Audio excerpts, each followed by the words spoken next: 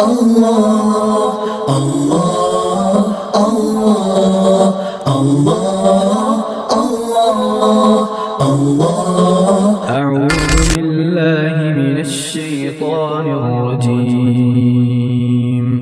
بسم الله الرحمن الرحيم.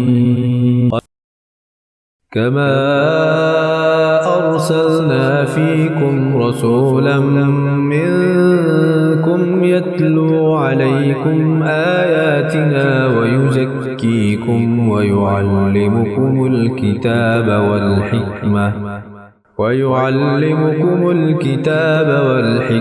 ويعلمكم ما لم تكونوا تعلمون.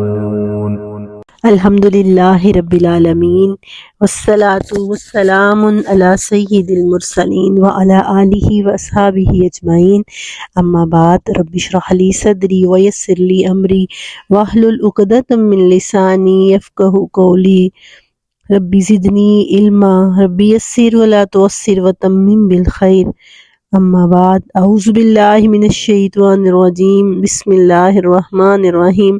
معزز سامعین، السلام علیکم ورحمۃ اللہ وبرکاتہ۔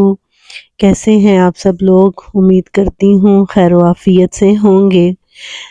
میرے پروگرام مارننگ ود قرآن کے سیگمنٹ 1 ورس 1 ڈے، روز کی ایک آیت سمجھنے کا جو سلسلہ ہم نے شروع کر رکھا ہے، اور اپنی صبح کا آغاز قرآن سمجھنے سے کرنے کا جو سلسلہ ہم نے شروع کیا ہے، اللہ تعالی ہمیں اس کو جاری و ساری رکھنے کی توفیق عطا فرمائے اور ہمیں اس پر عمل پیرا ہونے والا بنائے، آمین۔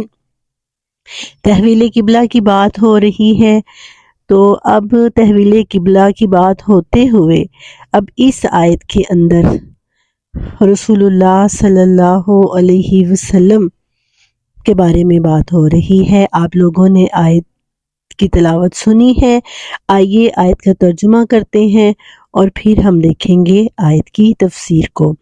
آج ہم دیکھتے ہیں بہت سے لوگ، بہت سے علماء، بہت سے مفسرین ہمیں ملتے ہیں جو قرآن کی تفسیر بیان کر رہے ہیں۔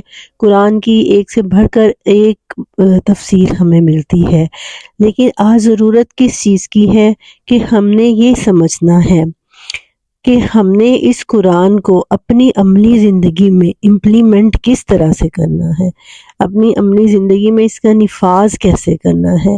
یہی وہ چیز ہے جس پر اس آیت میں بات ہوگی۔ رسول اللہ صلی اللہ علیہ وسلم کی بعثت کا جو یہ پہلو ہے، آج اس پہ بات ہوگی۔